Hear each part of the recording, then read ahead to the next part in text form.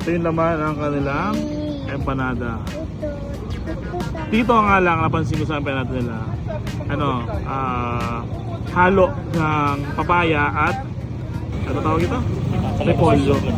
Yung laman. And then meron din siyang meron din siyang cheese. May cheese tsaka karne. Then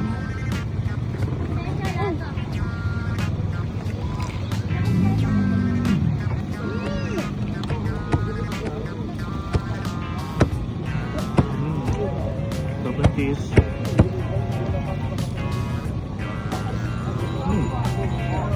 Wala sa iyo kanina. Longganisa. Sarap. Mabawang. Medyo malapit-lapit talaga ito sa ano. Sa may Batak, Ilocos Norte yung lasa.